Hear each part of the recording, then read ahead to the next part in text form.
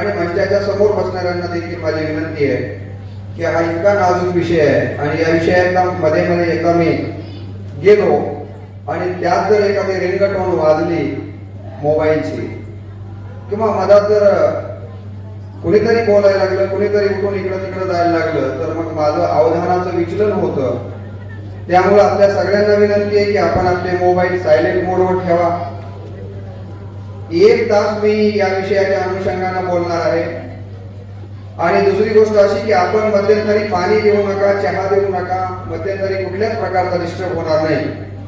हे सगळं जे काही भाषण आहे ते आमचे मित्र पोनराव सर युट्यूबवर टाकणार आहे आणि हे जिथं जिथं जगामध्ये मराठी भाषिक लोक राहतात त्या सगळ्यांना हे भाषण ऐकायला मिळणार आहे.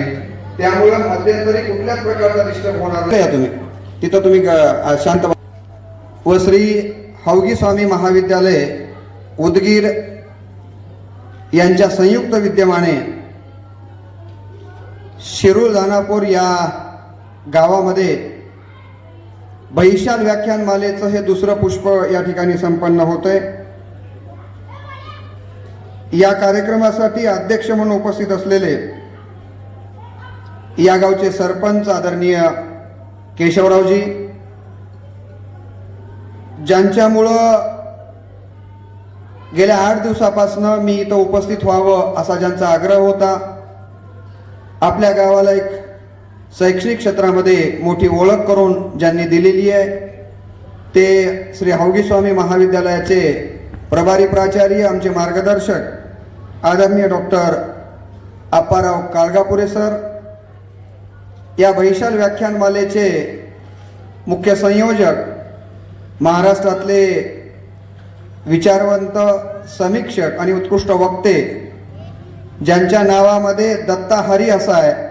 माझ्या वडिलांचं नाव दत्ता आहे आणि माझं नाव रामकृष्ण आहे. रामकृष्ण हरी विठ्ठल केशवा आणि मंत्र हा जपावा. तुम्हाला येतंय का? टाळ्या वाजवा एकदम. बघा, या शिरोळ गावातल्या या छोट्या मुलांना मी सांगितलेला अभंग मुखोद्गत आहे. म्हणजे हे गाव किती वारकरी संप्रदायाच्या, शिवसंप्रदायाच्या दृष्टीनं पुढे गेलेलं आहे ही गोष्ट लक्षात येते. नाही तर मुलांना काय सांगावं. एका गावामध्ये मी गेलो, मुलांना प्रश्न विचारला, सांगा रे मुलांनो, 2 ऑक्टोबरला ज्या बापूजींची जयंती साजरी केली जाते त्यांचं पूर्ण नाव काय? एक मुलगा उठला, म्हणाला मी सांगतो. म्हणलं सांग. आणि त्यानं उत्तर दिलं, म्हणला आसाराम बापू. अशी एक वेगळी पिढी निर्माण होत असताना या गावातल्या मुलांनी बरोबर उत्तर दिलं. आणि म्हणून ज्यांच्या नावामध्येच खऱ्या अर्थानं संप्रदाय आम्हाला दिसतो ते दत्ताहरी होनराव सर.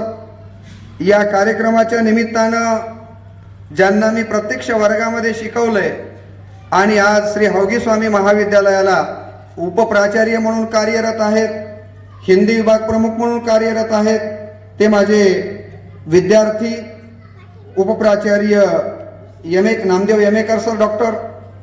त्याचबरोबर या कार्यक्रमाच्या निमित्तानं ज्यांचं आज आम्ही सारे जातीवादी हे अत्यंत आपल्या सगळ्यांना विचार करायला लावणारं मराठीतला एक काव्यसंग्रह आला, ते मराठीच्या क्षेत्रातले मोठे साहित्यिक आमचे परममित्र प्राध्यापक डॉक्टर सुशील कुमार चिमोरे सर. त्याचबरोबर परवा ज्यांनी आमच्या महाविद्यालयामध्ये इंग्रजी विभाग प्रमुख असून देखील मराठीमध्ये सुंदर अशा पद्धतीचं मार्गदर्शन केलं ते आमचे परममित्र इंग्रजी विभाग प्रमुख श्री हौगी स्वामी महाविद्यालयाचे प्राध्यापक डॉक्टर विठ्ठल गोरे सर. त्याचबरोबर इथं उपस्थित असलेले, कार्यक्रमाचं सूत्रसंचालन करत असलेले माझ्याच विभागातले प्राध्यापक वीरभद्र बिराजदार सर. त्याचबरोबर समाजशास्त्राचे आमचे परममित्र शिवकुमार उस्तुर्गे सर, ज्यांनी माझा परिचय करून दिला आणि संत साहित्याचा ज्यांचा खूप चांगला अभ्यास आहे असे श्री हौगी स्वामी महाविद्यालयातील मराठी विभागात कार्यरत असणारे प्राध्यापक डॉक्टर मै तंगावार सर. त्याचबरोबर या गावचे उपप्राचार्य आणि शिवकीर्तनकार ज्यांचा अध्यात्माचा खूप चांगला अभ्यास आहे असे गुणवंतरावजी काळगापुरेजी, प्राध्यापक बोळेगावे सर आणि उपस्थित या गावातील सर्व ग्रामस्थ बंधू आणि भगिनींनो, मला 1 तासापर्यंत बोलायचं आहे. आता जवळपास 8 वाजत आलेले आहेत. 9 वाजता मला माझं हे भाषण संपवायचं आहे. आजचा दिवस विद्यार्थी मित्रांनो तुम्हाला माहिती आहे की आज कुणाची जयंती आहे? कुसुमाग्रजांची. आणि म्हणून कुसुमाग्रजांच्या संबंधानं 4 वळी आपल्या समोर सुरुवातीला ठेवतो आणि मग मी आई या विषयाकडे येणार आहे.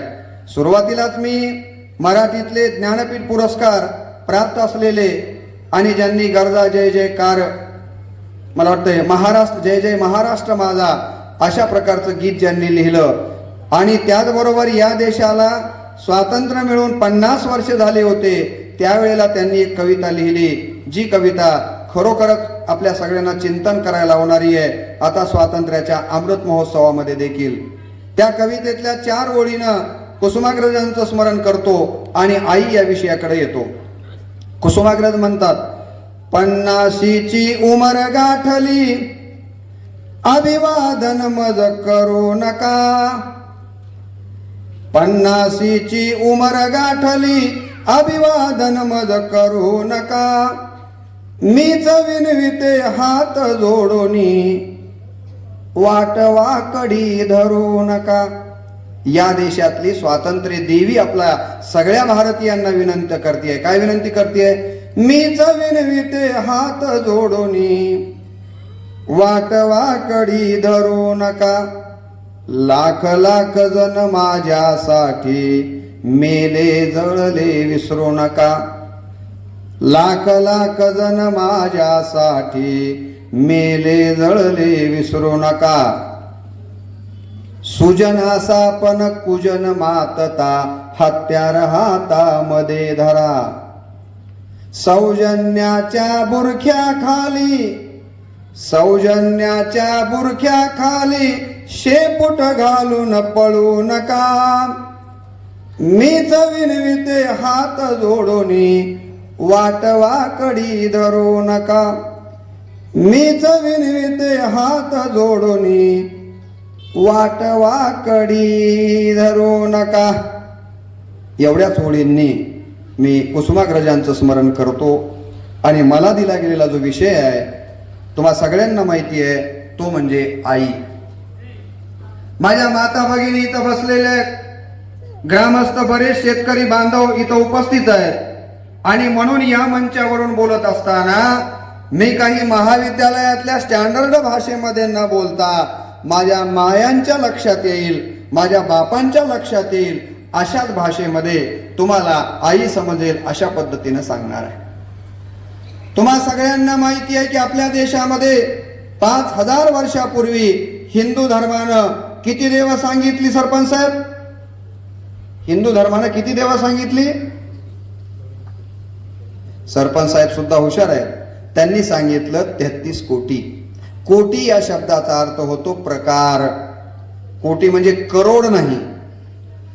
आमच्या हिंदू धर्मानं 5000 वर्षापूर्वी 33 कोटी देव सांगितली.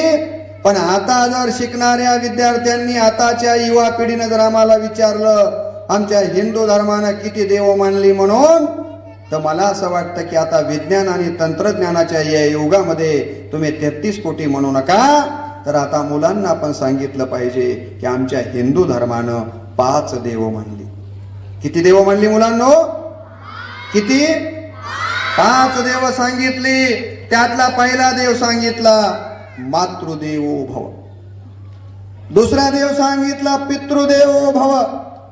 तिसरा देव सांगितला आचार्य देवो भव. चौथा देव सांगितला देवो देवो भव. आणि 5वा देव सांगितला अतिथी देवो भव. आमच्या हिंदू धर्मानं 5000 वर्षापूर्वी ही 5 देव सांगितली. त्या 5 देवातला सगळ्यात पहिला देव कोणता? मातृ देवो भव. म्हणजे काय? या जगातला सर्वश्रेष्ठ आणि सगळ्यात पहिला जर देव कोणता असेल तर आपल्या घरामध्ये असलेली आपली आई आहे. म्हणून आपल्याकडे म्हणतात आई सारखे दैवत साऱ्या जगतावर नाही. या जगामध्ये आई इतका मोठा दैवत आपल्याला कुठेही मिळणार नाही. मी केवळ हिंदू धर्माचाच अभ्यास केला असं नाही, मी बौद्ध धर्माचा अभ्यास केला. बौद्ध धर्मामध्ये देखील पाली भाषेमध्ये आई वडिलांचं वर्णन आलेलं आहे. काय सांगितलं बौद्ध धर्मानं? बौद्ध धर्म देखील म्हणतो मातु पितु उपठानम पुतदारस्य संग हो. आई वडिलांच्या सेवे इतकं या जगामध्ये कोणती सेवा श्रेष्ठ नाही आहे.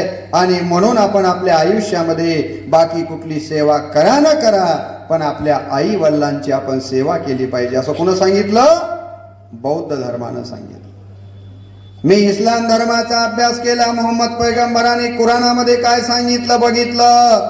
कुराणामध्ये मोहम्मद पैगंबर म्हणतात माँ बाप राजी तो अल्लाह राजी, माँ बाप के चरणों के नीचे ही जन्नत है. स्वर्ग कुठं आहे? जन्नत म्हणजे स्वर्ग. मोहम्मद पैगंबर सांगतात की स्वर्ग इकडं तिकडं शोधण्याची गरज नाही आहे. स्वर्ग जर शोधायचा असेल तर तो आपल्याला आपल्या आई वडिलांच्या पायाजवळ म्हणजे आई वडिलांच्या सेवेतच आपल्याला मिळणार आहे. हेच आपल्याला इस्लाम धर्म देखील सांगतो.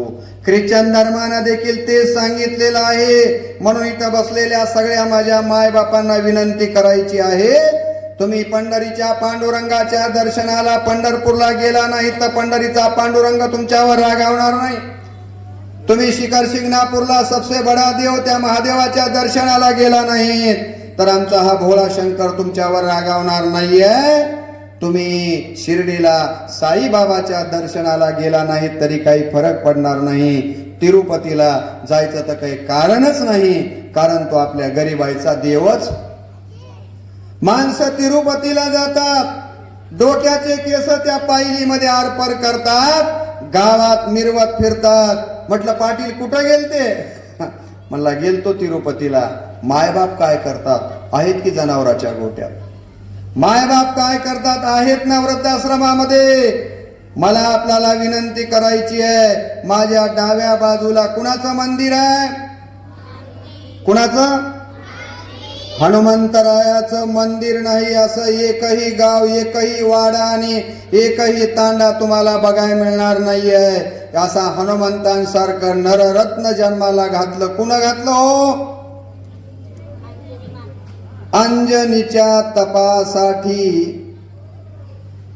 महारुद्र आले पोटी. आपण म्हणतो ना हनुमान जयंतीला, अंजनीच्या तपासाठी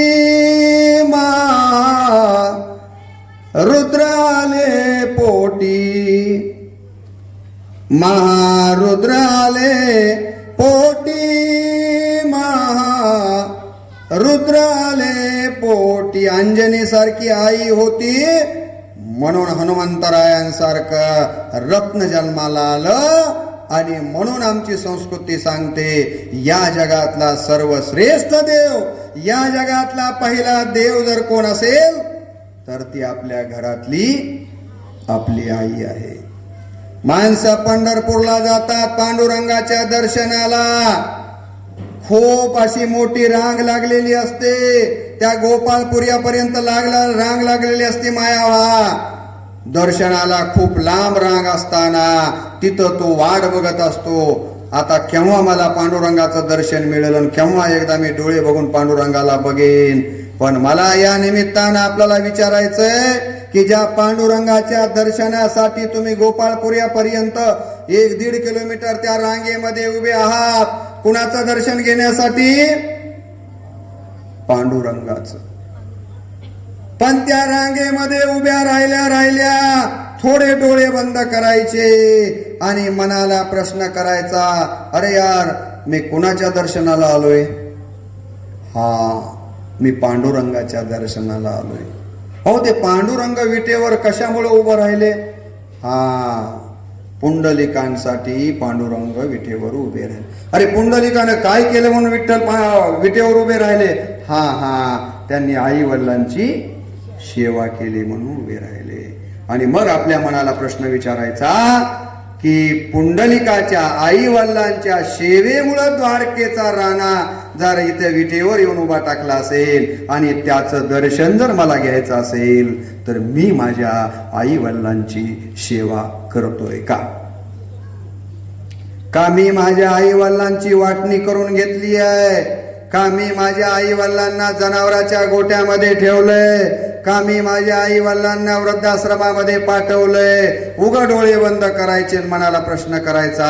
आणि मी जर माझ्या आई वडिलांची वाटणी करून घेतली असेल तर मला त्या पंढरीच्या पांडुरंगाच्या पायाला हात लावण्याचा अधिकार नाहीये.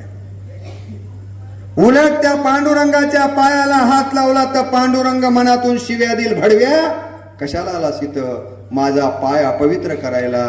तुला आई वडिलांची सेवा घडत नाही तर इथं यायचं काहीच कारण नाही. आणि म्हणून मला तुम्हाला सांगायचंय की या जगामध्ये सगळ्या धर्मग्रंथांनी, सगळ्या धर्मसंस्थापकांनी या जगातला पहिला देव आणि श्रेष्ठ देव म्हणून जर कुणाला सांगितलं असेल तर ती आपल्या घरातली आपली आई आहे. आजही खेड्यामध्ये आईला काय म्हणतात मुलांनो? हा बरोबर आहे, काय म्हणतात?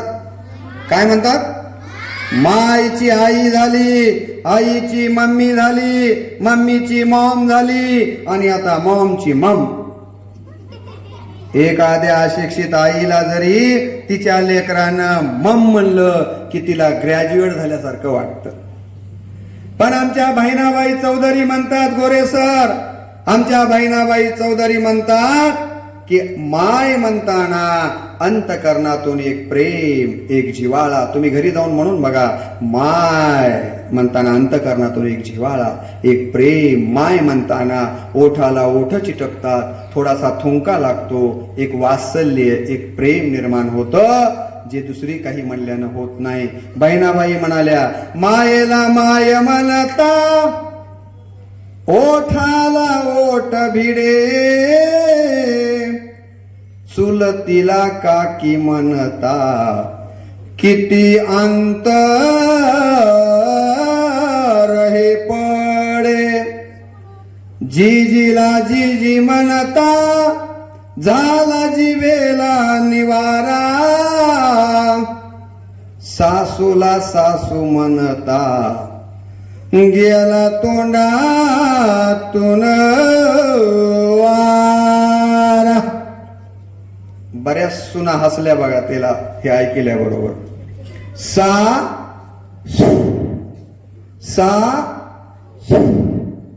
एखाद्या सायकलच्या किंवा मोटरसायकलच्या टायर मध्ये खिळा घुसावा आणि हवा निघावी. पण मायेला माय म्हणता ओठाला ओठ भिडे, चुलतीला काकी म्हणता किती अंतर हे पडे. आवडल्यास टाळ्या वाजू जा माया.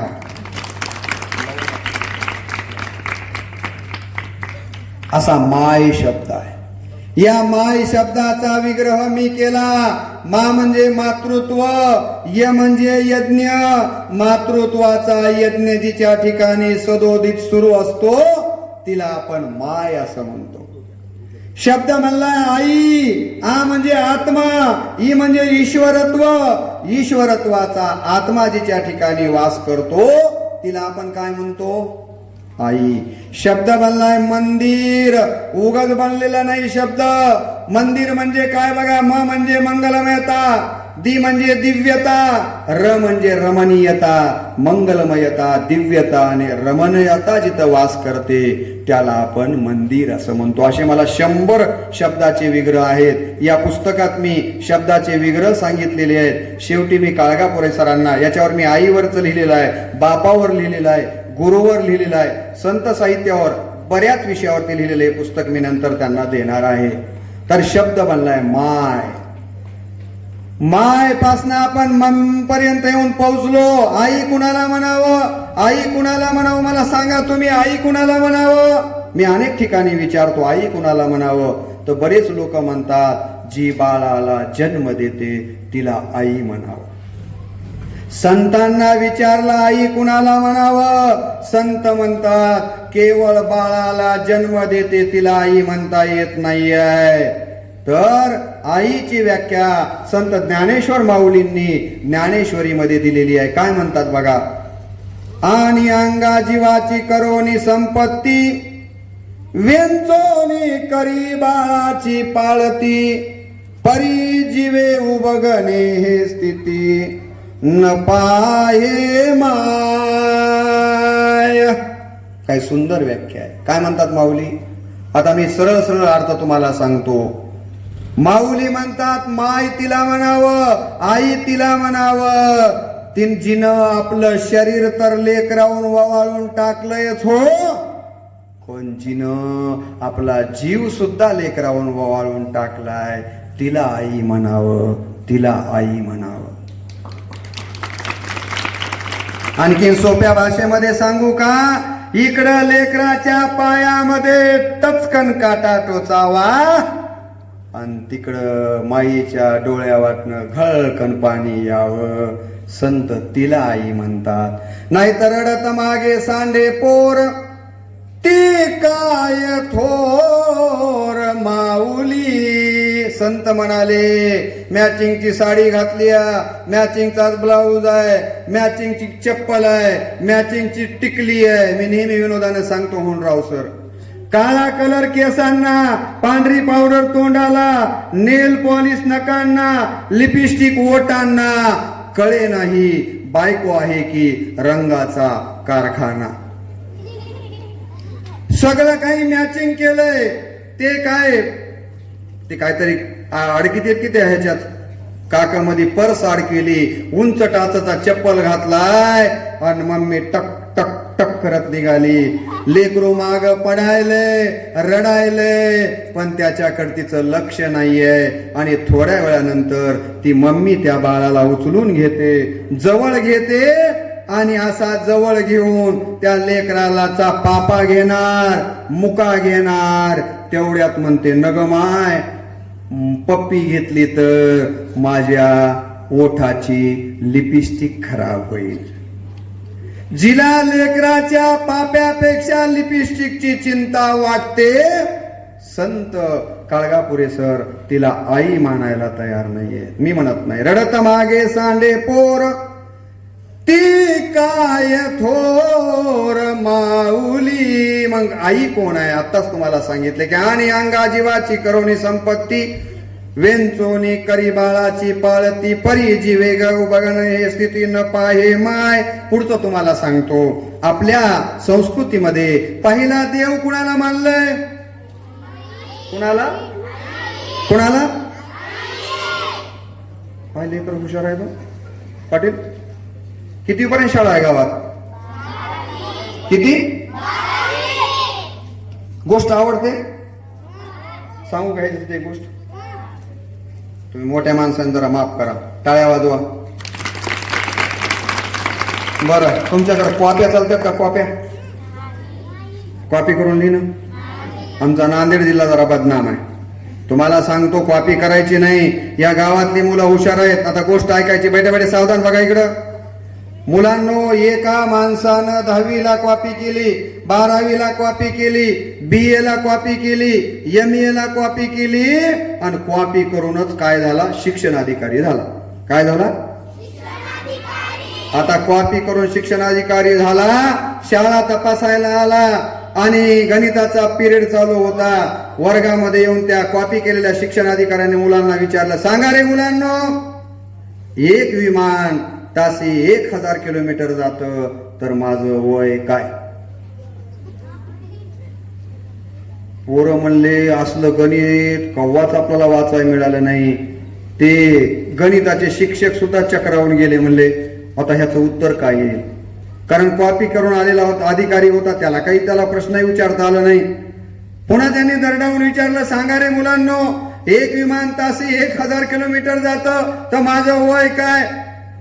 आता गुरुजीला वाटलं पोरांना उत्तर नाही आलं तर अधिकारी आपल्यावर रागावल, म्हणून गुरुजी म्हणले, सांग सांग बाळा, उठ, सांग सांग सांग. सगळीकडे हात करायलेत, कुणीच उठना. पण वर्गामध्ये पाठीमागे एक आसुक्या बसलेला होता. आता आगाव पोरं मागच बसलेले असते. त्यानं हळूच बसल्या बसल्या हो का अशी मान केली. गुरुजीने त्याच्याकडे बघितलं की म्हणजे आसुक्या आसुक्या उठ, आसुक्या आसुक्या उठ. त्याला बी एवढा भाव आलता. म्हणला, सर आसुक्या म्हणायचं नाही, अशोकराव म्हणा. आता आडला नारायण. अशोकराव उठा. अशोकराव उठले. अशोकराव उठल्याच्या नंतर अशोकरावनं साहेबाला म्हणले, साहेब तुमचा पर्सन काय? खेड्यातलंच पोरग. साहेब तुमचा पर्सन काय? म्हणले एक विमान तासी 1000 किलोमीटर जात, तर माझं वय काय? अशोक हसला. म्हणला साहेब लय सोपं उत्तर आहे, लय सोपं उत्तर आहे. म्हणले सांग काय आहे? साहेब म्हणला तुमचं वय 50 वर्ष आहे. किती आहे? काय सांगावं मुलांनो, त्या अधिकाऱ्याचं वय 50 वर्ष होत. अधिकारी जाम खुश झाले. वा वा वा म्हणाले, काय शाळा, काय शिक्षक. अहो सर म्हणले इथं गणित तुम्ही शिकवता का? हो म्हणले मी शिकवतो. तुम्हाला आदर्श शिक्षकाचा पुरस्कार मिळालाय का? म्हणले नाही. त्यांचं नाव घ्या म्हणले. अरे म्हणलं हे गणित कोणतं विचारलंय, उत्तर काय, ना आपल्याला आदर्श शिक्षकाचा पुरस्कार? जमलं गणे म्हणले. पण अधिकारी जवळ गेले. म्हणले तुझं नाव काय बेटा? या देहाला अशोकराव म्हणतात. ते पोरग म्हणले बाळा कोणतंही गणित सोडवायचं असेल तर त्यासाठी काय असतंय? म्हणले सूत्र असते. बरोबर ओळखलास म्हणले बाळा माझं वय 50 वर्ष आहे. अगदी बरोबर आहे, माझं 50च आहे. लेकरा कोणत्या सूत्रानं हे गणित सोडवलास? नाही ते म्हणला साहेब लय सोपं सूत्र आहे. म्हणले कोणतं? माझा भाऊ म्हणला अर्धा येडा हाय, त्याचं वय 25 वर्ष हाय, तेव्हा तुमचं 50 असायला काय हरकत आहे? असे उदाहरण घडतात. बरं शिकलं नाही तर तुम्हाला संदेश जाऊन जातोय, कॉपी करायची नाही, व्यवस्थित अभ्यास करायचा. आईलाच पहिला देव का मानला माझ्या मायावा? आईलाच पहिला देव का मानलं? बापाला का मानलं नाही मला सांगा तुम्ही? आणि आईचं वर्णन फक्त धर्मग्रंथांनीच केलं असं नाही आहे. संतांचं साहित्य धुंडाळलं मी. संत ज्ञानेश्वर महाराजांनी लिहिलेली ज्ञानेश्वरी आहे. त्या ज्ञानेश्वरीचा आता घरी गेल्यानंतर 17वा अध्याय काढा. त्या अध्यायातली 206वी ओवी आहे, ज्या ओवीवर मी म्हणजे 200-300 प्रवचनं केलेली आहेत. कोणती ओवी आहे? माऊली काय म्हणतात बघा, 17व्या अध्यायातली 206वी ओवी. सकळ तीर्थांचे धुरे जिये का माता पितरे, तये सेवेशी कीर शरीरे लोन कीजे. माऊली म्हणतात सगळ्या तीर्थांच्या मध्ये सर्वश्रेष्ठ तीर्थ जर कोणते असतील तर ते आपल्या घरातले आपले आई वडील आहेत. संत तुकाराम महाराजांना विचारलं, महाराज आम्ही कोणत्या देवाची पूजा करावी, आम्ही कोणत्या तीर्थाला जावं, जरा सांगा ना. तुकाराम महाराज म्हणाले, माय बाप केवळ काशी, तेने नव जावे तीर्थासी. पुंडलिके काय केले, परब्रह्म उभे ठेले. तुका म्हणे माय बापे, अवघी देवाचीच रूपे. आपल्या घरातले आपले आई वडील हेच खरे देव आहेत. आईलाच पहिला देव का मानलं? त्याचं उत्तर तुकडोजी महाराजांनी दिलेलं आहे. तुकडोजी महाराज म्हणतात, विद्या गुरुहुनी थोर, आदर्श मातेचे उपकार, गर्भापासून संस्कार, बालकांवरी आईला पहिला देव यासाठी मानलं कारण आई आपल्या मांडीवर लेकरावर जे संस्कार करते ते संस्कार नंतर जगातल्या कुठल्याही विद्यापीठामध्ये मिळतात का? माझ्या माया इथं 9 वारीमध्ये बसलेल्या आहेत. या मायांच्याकडे बघून मला माझ्या आईची आठवण झाली. सरपंच साहेब, माझी आई देखील अशिक्षित आणि 9 वाऱ्या लुगडीतली. बघा आई कसा संस्कार करते. 6व्या वर्गामध्ये मी अभ्यास करत बसलो होतो. माझ्या माया 6व्या वर्गामध्ये अभ्यास करत बसलो होतो. अभ्यास करता करता लाईट गेली. लाईट गेल्याबरोबर माझ्या आईनं दिवा लावून आणला, माझ्याजवळ ठेवला, माझ्या तोंडाहून आणि डोक्याहून हात फिरवला आणि माझी माय म्हणाली, बघ बाळा, या दिव्याच्या उजेडावर अभ्यास कर आणि शिकून तुहा लई उजेड पडू दे. मी त्या दिव्याच्या उजेडावर अभ्यास करतोय ना करतोय. 1-1.5 तासाच्या नंतर लाईट आली.